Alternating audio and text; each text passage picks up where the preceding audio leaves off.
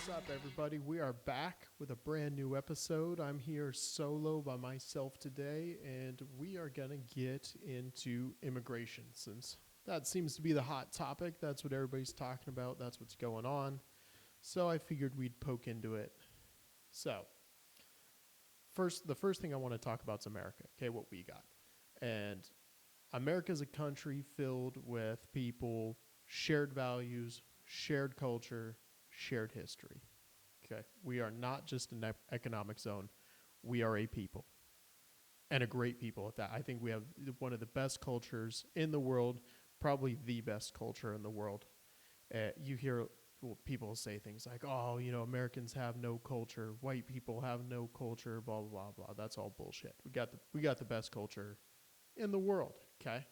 Our men and women are the founders of the best companies in the world. Our inventors have invented the greatest technology the world's ever seen, okay? We got the best music, the best movies, the best sports, okay? We got a lot going on here. Yet our leaders see America as nothing but a cash cow, something to be, milk dry, profited off of, all that stuff.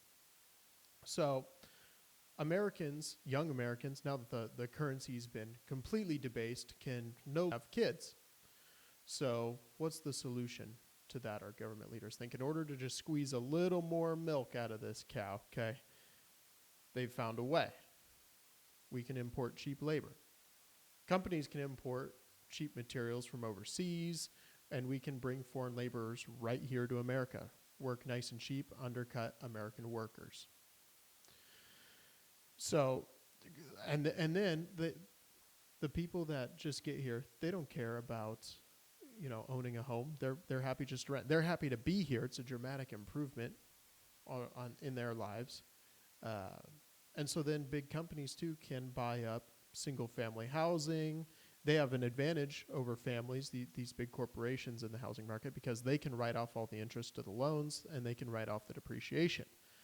Most people can't write off either, because the vast majority of Americans take the standard deduction. And even if you itemize, you can't take the depreciation. So not only do these big companies have an advantage in the marketplace, but then it's a great way for them to have this big renter base, okay, of people that just got here. So they import the cheap labor, but the problem is they don't pay these people a good wage. So they can't afford all of the things that other Americans can. So who's going to pay for it? Who bears the burden of these people earning less money than others? Well, of course, that's the taxpayer, okay? Because people to live way below the poverty line, go without things like emergency room care, okay? Go without things like food stamps, even in-state tuition, okay? So the taxpayer has to subsidize all that stuff. 2023, the net benefit, okay, or loss, which it ends up being, and $50 billion, 2023. That's because they make less money than other Americans, so they pay less in taxes, but they still get a lot of the services, okay? That's where that $150 billion hole comes from. 2023. It's definitely going to be higher now, because not only do we have more people here, but the cost of everything has absolutely skyrocketed. So if you're wondering why wages have stagnated, that might be the first place you'd start looking. But nobody's blaming the immigrants themselves, okay? I don't even, if I wasn't born in the United States and, I was born somewhere in Central America, of course I'd try to take my family up here to the United States. Who wouldn't, okay? But that doesn't change the fact that we can't afford to bring every poor, even deserving person here to the United States. We're $40 trillion in the hole. We can't support a global welfare state. So what's going to happen is us, the young people, will be bankrupt as a country, okay? All the generational leaders that did this to us, they'll be dead and gone by the time the shit hits the fan. Their kids will have absconded with all our money, and we'll be left with a wrecked and uncohesive society. So remember when the Biden administration kept the flow of migrants? It's now been exposed as an infamous lie, of course, by Donald Trump, because he got border crossings to damn near zero without a single act of Congress. He hit us with this legendary clip in his State of the Union. Let's take a listen here. The media and our friends in the Democrat Party kept saying we needed new legislation. We must have legislation to secure the border. But it turned out that all we really needed was a new president.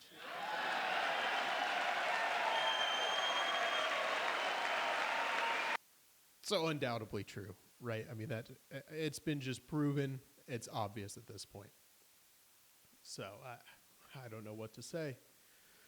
But another big problem is that the overdeath is posted, okay, falling over 40% since 2023, and undoubtedly because we have a secure border now. Okay, it's much harder to bring fentanyl into the U.S. So there's all this. Then there's the other crime to consider. When we let millions of people stream across the border, it does not matter what percentage are good, hardworking people, okay? Cartel members, drug traffickers, sex traffickers, terrorists, hardened criminals are coming too. By the way, by right to live here, permission of the, and therefore are those who fail to vet proper victim of crimes committed by foreign nationals. And that shouldn't be buried behind some fake statistic about, well, percentages, this and that. Those victims are real, okay? Their stories are sad, and they should have never happened. But most importantly, those that supported the open border falsely asserted that they occupy the moral high ground. By encouraging people to migrate to the United States by the millions, the federal government and left-wing NGOs became a godsend for human trafficking organizations. These human trafficking organizations are obviously run by evil people who abuse their victims, and it's immigrants that came across the southern border between 2020 and 2024. 468,736 were unaccompanied minors that were apprehended at the border. Of those, nearly 500,000 children, okay, it's estimated that 75% were victims of human trafficking. 85% of the children 85,000 reached for a 30-day follow-up. In other words, the government released them to somebody in the U.S. who they didn't know and couldn't find them again. 85,000 children went missing. And that's just the unaccompanied children, okay? Remember, that's just the subset, the 500,000 out of 10 million people that came.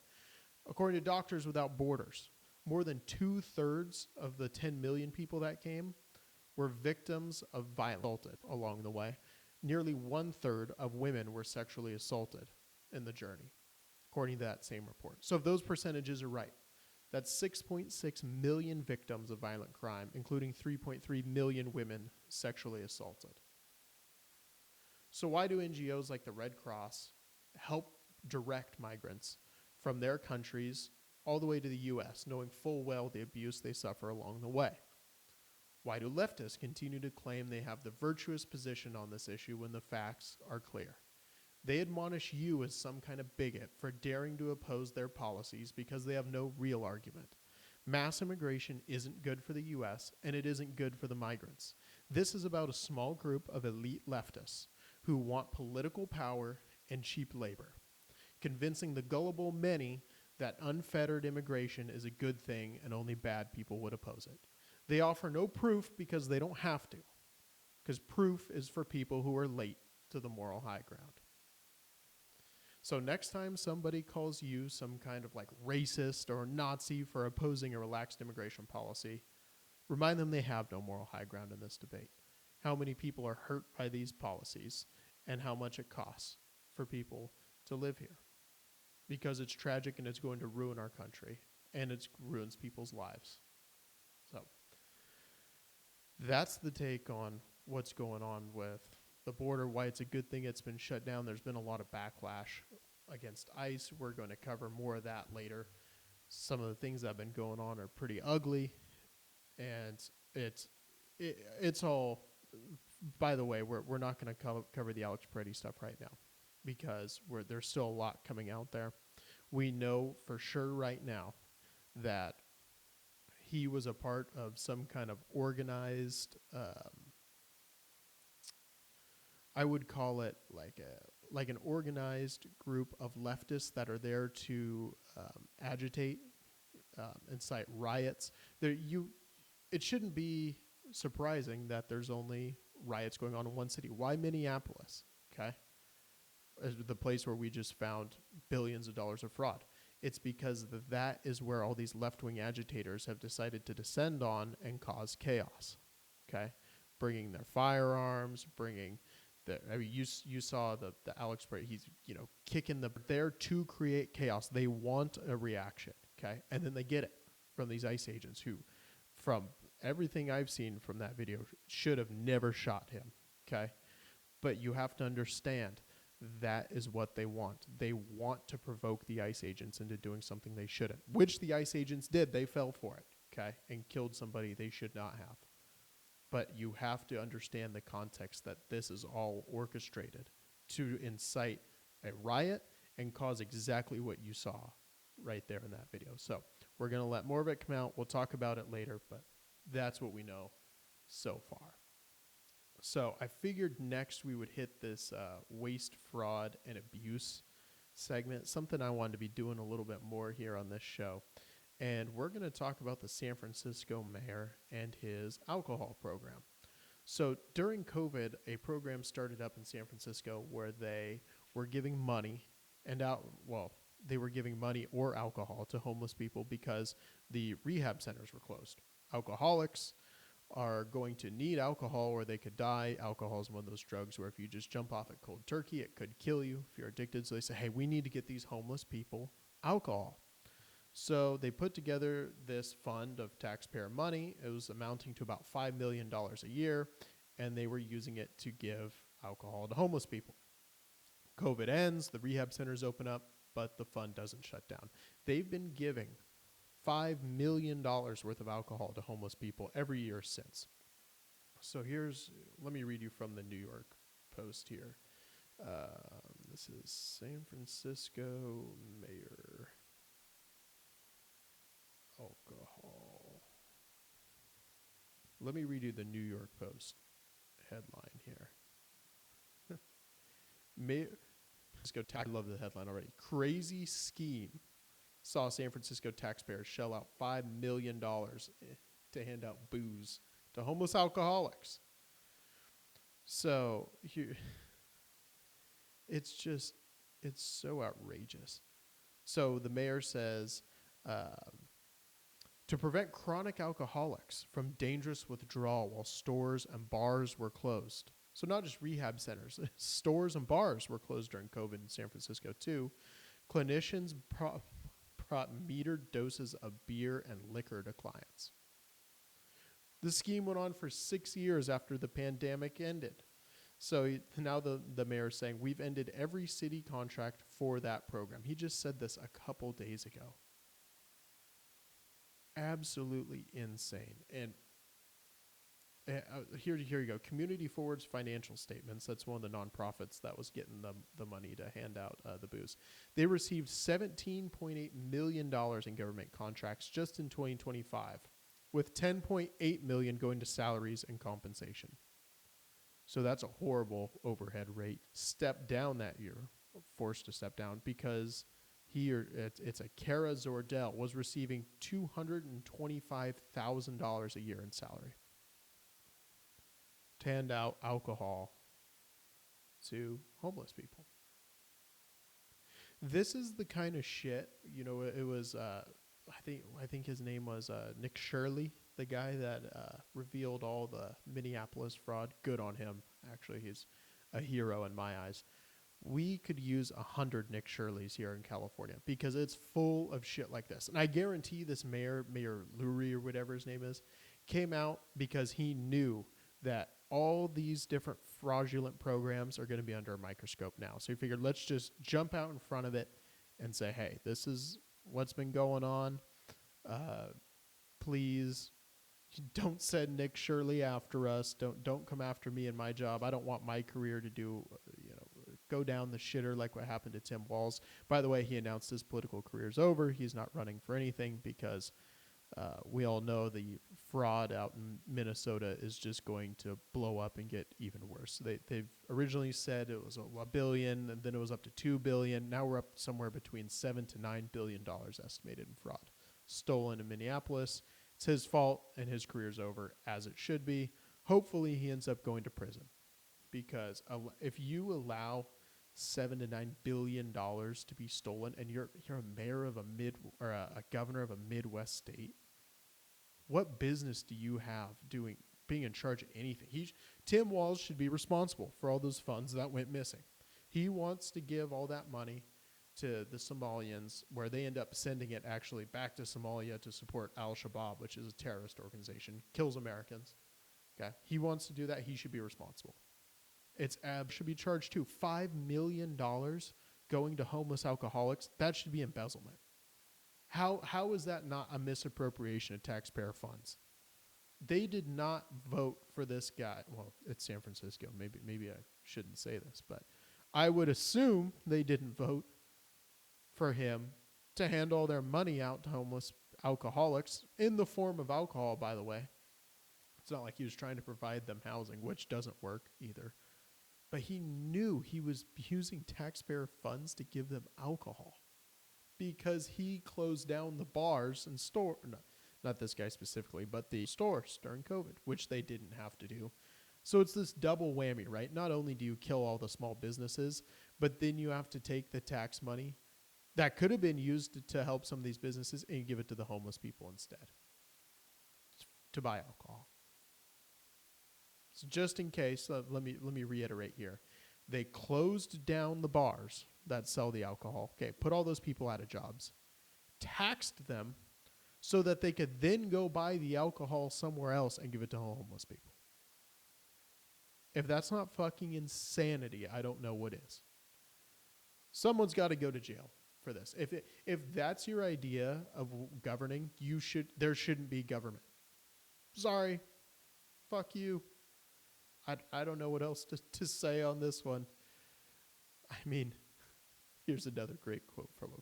Under my administration, this is the mayor of San Francisco again, we made San Francisco a recovery first city and ended the practice of handing out fentanyl smoking supplies so people couldn't kill themselves out on our streets. Good job, man. What a great idea. You didn't hand out fentanyl smoking paraphernalia. Great job. He then continues, we have work to do.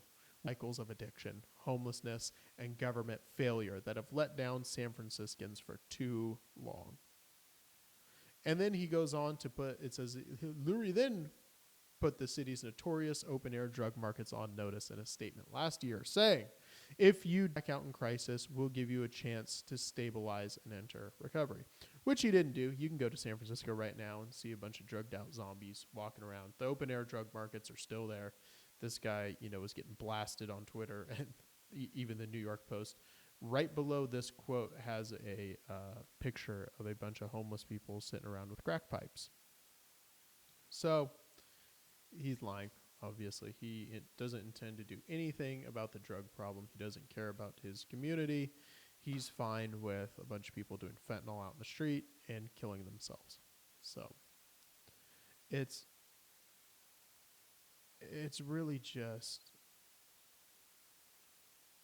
I don't know what to say. It's kind of shocking. Every time we'll be doing more of these little segments where we do the waste, fraud, and abuse, because I think it's something that is important for everybody to know. Really, but we all know shit like this is going on in San Francisco, and I'm going to try and spread it out so that we, get different localities, because we could probably do a podcast just exposing waste, fraud, and abuse in San Francisco, and do one every single day for 5 hours. But we need to look at this stuff not just in places we expect it, like San Francisco, where I hate to say that people there get what they deserve. That's what they voted for. They deserve to get it good and hard, as Ben Shapiro says. But I live in California, so I don't want to throw Republicans under the bus. There's good people that live in San Francisco that don't deserve this shit. California is the biggest Republican party in the country, to most people, so that makes sense. But that gets lost. people have the same attitude about California. Oh, that's happening there. They're a bunch of commies. They deserve it. No, I promise you. The liberals live where you can see the ocean. Conservative people you will ever meet in America. So that's why I hesitate to say, they're San Franciscans, whatever.